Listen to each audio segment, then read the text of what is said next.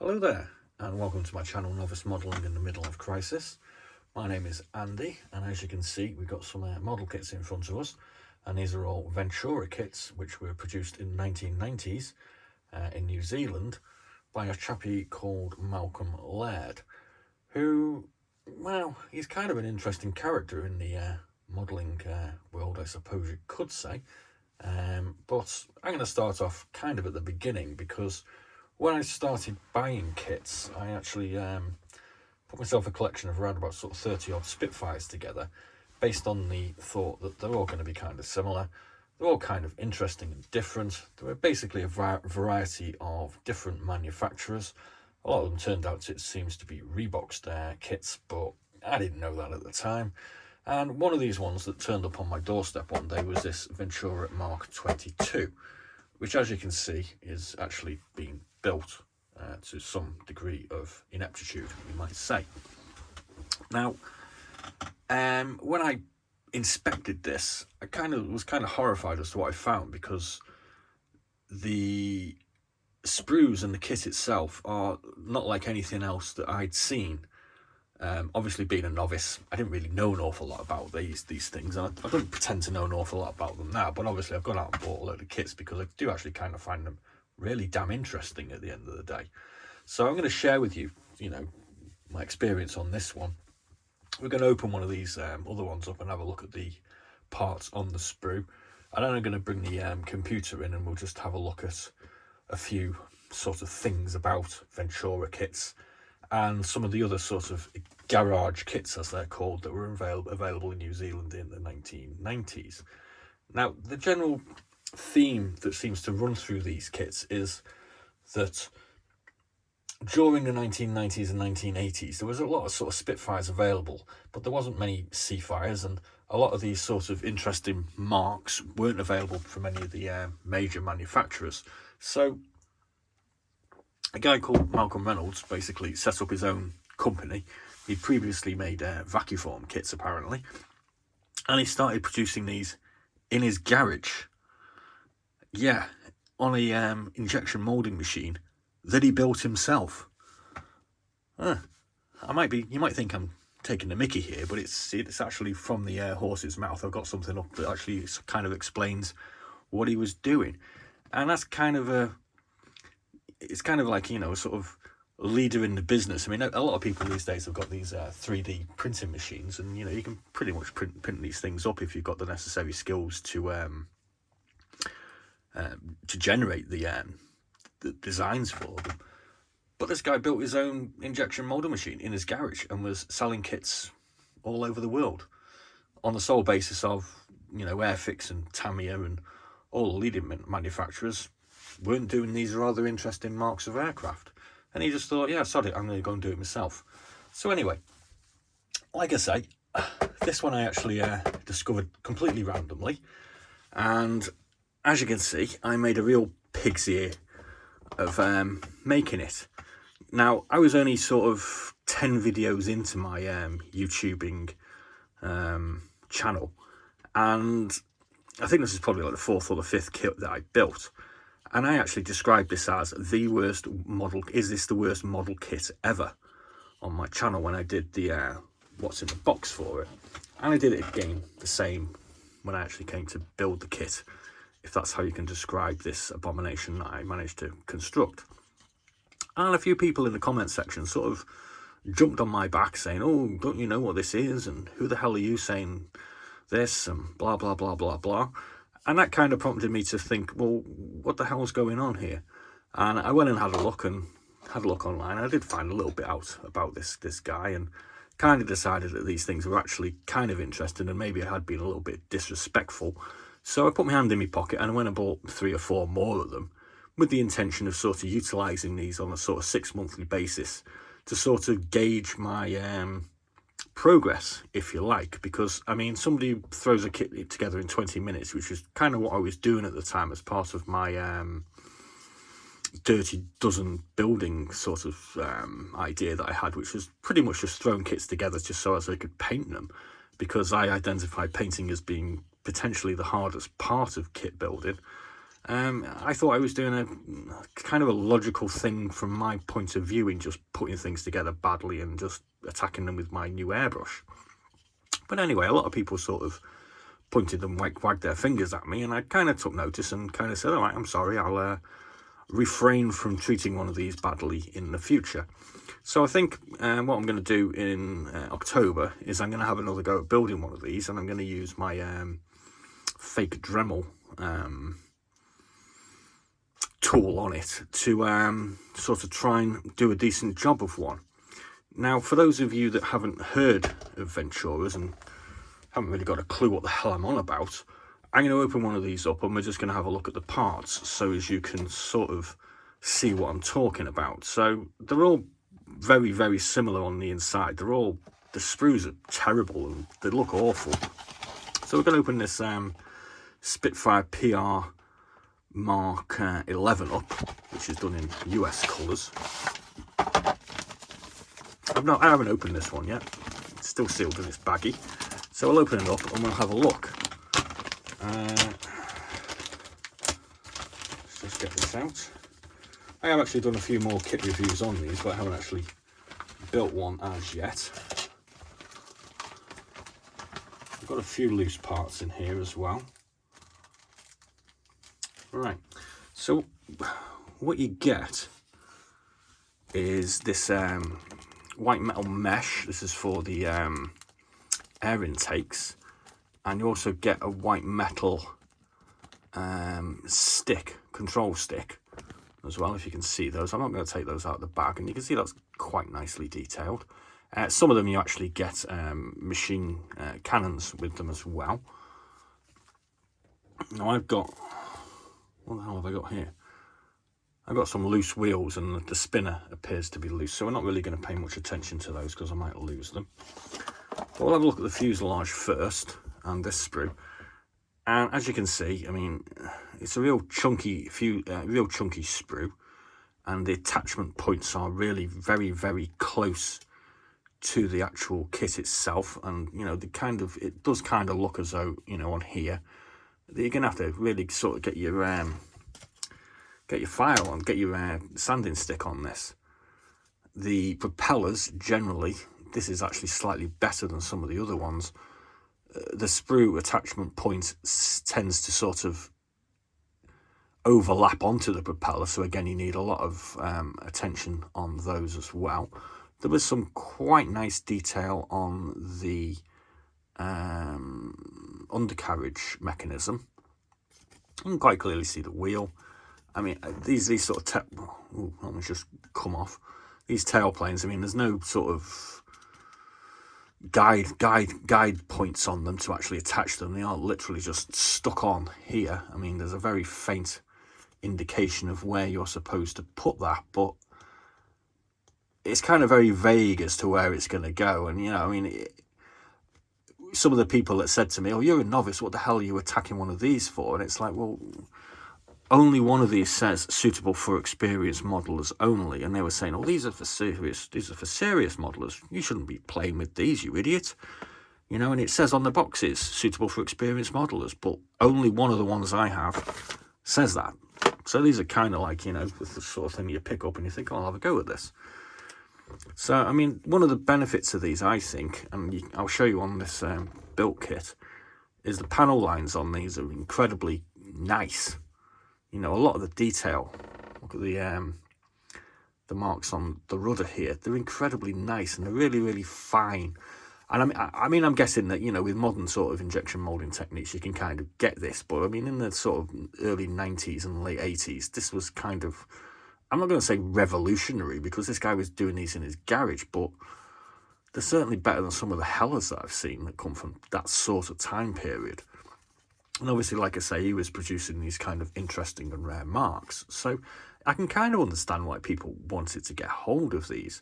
And apparently there was a big thing for these in New Zealand and potentially Australia as well. And they did creep over into the UK and the States. But I mean, that's really quite a nice looking fuselage, I think. Now, I didn't think it at the time. So let's just have a look at this Mark 22 that I made of like pig's ear of. And you can see that the panel lines are really, really clear. really crisp and everything. And again, a lot of the detail is as well, even though my painting isn't really up to much on this. It was, you know, and they do look really, they do have potential. You can see the potential in these. It's just that you have to put a hell of a lot of time into building them. And I'll kind of explain further as to what another one of the problems is, apart from these mounting points that take a lot of filing.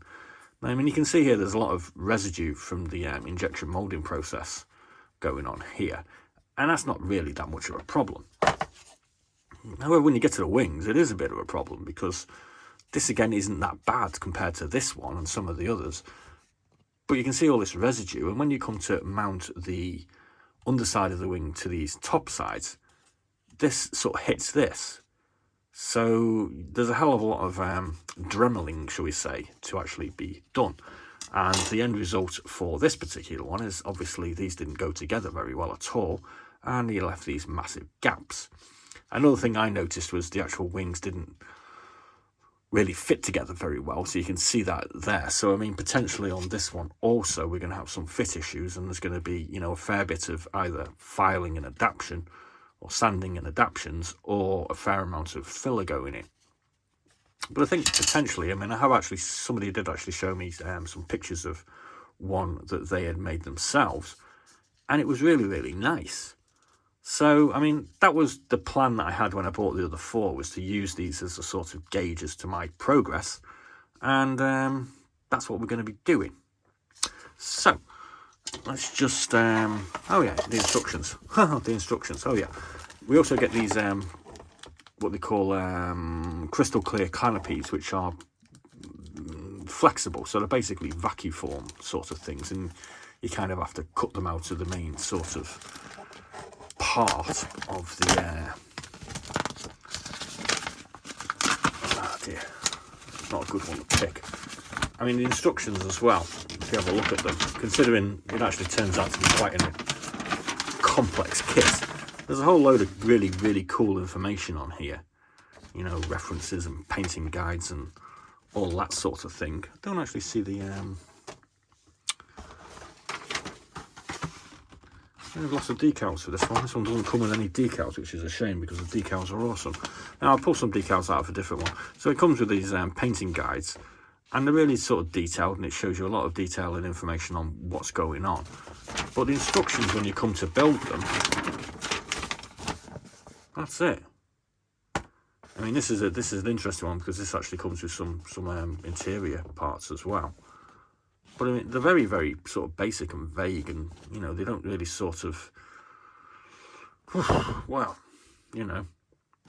And it says here, add extra detail as required to cockpit, e.g. side consoles, resin parts produced by Cooper Details of the USA, no longer in business, I don't think, are recommended for super detail enthusiasts. Yeah, I mean, I think what a lot of people actually do is they go and steal parts out of an Airfix and then stick them in these kits. So let's bring the computer in, and we'll have a look at Malcolm Laird. Incidentally, on the couple of videos I did on this last week, I actually called him Malcolm Reynolds, so I do apologise, Malcolm, if you're watching. Malcolm Reynolds was a fictional sci-fi character in Joss Whedon's Firefly, which is an awesome series that was cancelled halfway through, but that's kind of irrelevant, but I just kind of thought I'd tell you that. So let's have a look at the computery gubbins. Let's just get this sorted out, and we'll go through a few things. So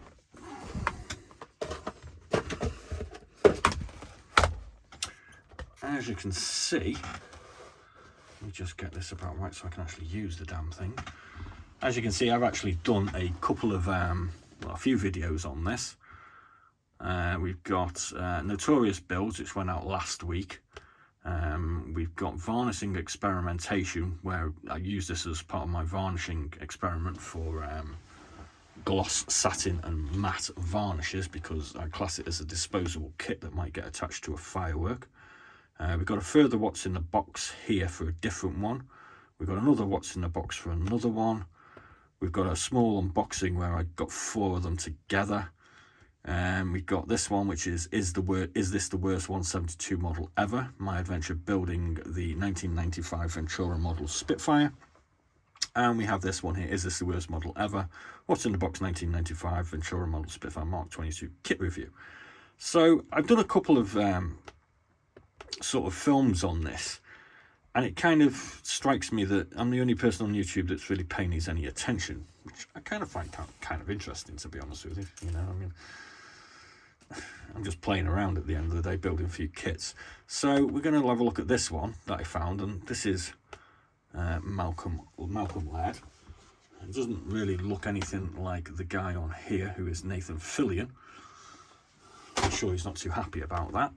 So anyway, Malcolm Laird. I guess I should list myself as a contributor. I first went into VAC-form kits in 91 as Falcon Industries, which was sold to Tor Martin in 1985. From then on, as Ventura Publications, I have produced decals, cottage industry kits and soft aviation books. The kits and homemade injection moulding machine, yes, don't laugh, I built it in my garage, were sold to Jay's Models in 2008. We're going to come to Jay's Models in a bit, and that's got their link to their website. These days my job is as the decal artist with Wingnut Wings. Yes, they make some really, really nice kits. However, Ventura still produces new decals and books from time to time. So there's a picture of the injection moulding kit in his garage that he used to make these kits on and sell them worldwide. Yeah, go Malcolm, you're friggin' awesome. Next up, we've got Malcolm Laird's Ventura Publications YouTube channel, which has less subscribers than me. So go out and subscribe to Malcolm Laird's channel, please. And he's got 31 videos on here, which are mainly to do with his passion for vintage motorcycles, and also they give them some details, some videos on the decals that he designs, which are mainly sort of interesting ones. Like we've got this Swiss Air Force Mustang. We've got Ghost Squadron RNZAF, we've got Luftwaffe captured Spitfire, so they're all kind of interesting. So I'm assuming that, you know, you can go buy these still, and they would probably, let's just pull one of these, let's just have a look at the decals. Shiny decals are missing from that one. That's not a very good one. There we go, it's a nice one. So we get these sort of decals. So I mean, we've got a lot of caution and warning signs and what have you on them. So they're kind of nice, and I think that, you know, a lot of airfixers and what have you at the time weren't bothering with this sort of thing. They do all come with these little red dots, which you have to place in the roundels. So that's basically because I think at the time people were struggling to get them lined up right.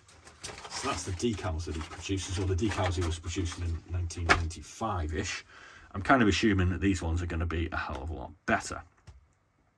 So he mentioned that he sold his hand-built injection moulding machine to a company called Jay's Models. Now, let's just put that one back. This is a Jay's Models kit.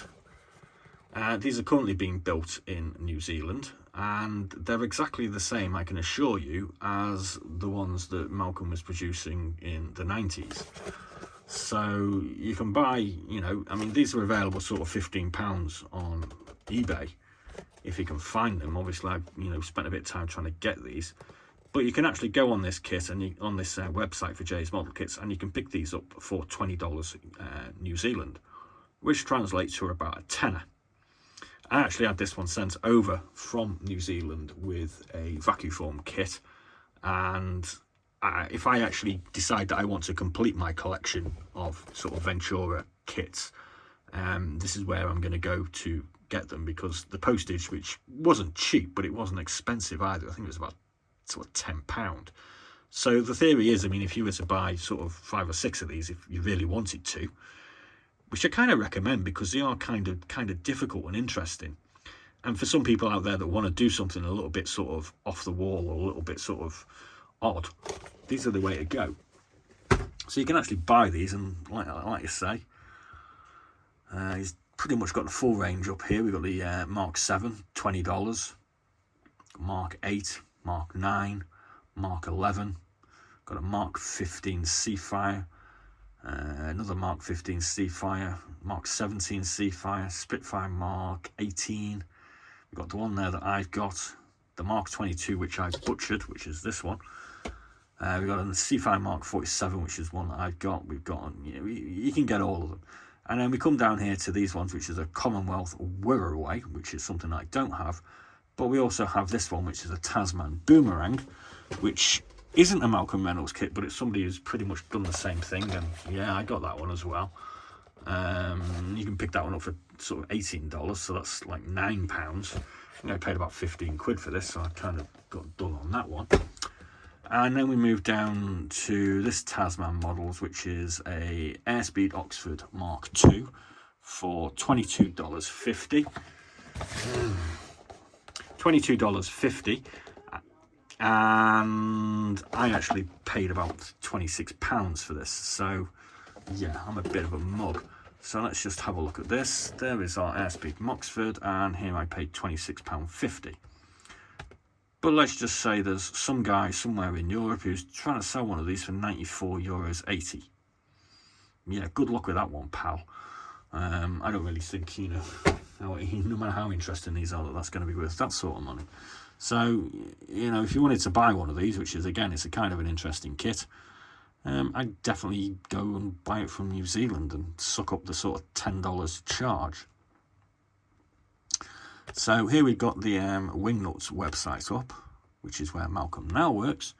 And who's this dude here? Oh, that's Peter Jackson. He's the owner. That's that Peter Jackson guy who did Lord of the Rings. And if we scroll down here, we can see Malcolm Laird, decal artist. And we got a whole load of blurb there as well. And then we can go on to this particular site, which is Ventura Publications, which is Malcolm's official website. And as you can see, we've got here all his decals available. He also has some books, but they don't appear to be ones that he's made. They're just ones that he's selling. So, I mean, you could go here to get some kind of nice decals. This RNZAF Harvard one looks kind of nice with the little kiwis in the roundels. And yeah, so that's all kind of interesting, I think. So, what else have I got to say? We've done the J's, we've done the Tasmans, and we've destroyed a couple of Ventura boxes, and I think we're pretty much just done there with that then, aren't we? So, yeah. Let's just pop those back up there. So this is kind of an explanation as to sort of craziness that I've alluded to that I have, which is a love-hate relationship for Ventura and Kiwi garage kits, which these are lovingly sort of termed, as I suppose you could say. I'm actually going to, like I say, build one of these. I'm actually gearing up for what I call my big plan, which is going to be sort of a thematic series of builds and reviews. The idea being that we're going to look at sort of a different small nation, European World War II Air Force every week or so. We're also going to be introducing 135 kits into the plan as well, where we'll be looking at sort of Africa Corps or Russian front. So I think 1 week in October, I'm going to have another go at one of these, building one of these rather fascinating kits. And as per what Big Plan is all about, I'm going to be putting sort of 4 or 6 of these kits on the desk, and I'm going to let you pick which one I build. Sounds mad, I know, but then I have spent an absolute shed ton of money buying kits for this plan, so I'm kind of hoping that you guys might be interested in watching some of it. So that's pretty much all I've got to say. When we're going to build one of these, we're certainly hoping that we're going to do a better job of it than this bleeding awful thing. But I am still kind of proud of it because they're kind of hard. So thanks for watching. Please do like and subscribe, and join me for my continuing novice model building ride, which is, as the name of the channel goes, midlife crisis, descending into midlife crisis, spending loads of money on bits of plastic and having a right old good time while I'm doing so. So, as per usual, be seeing you.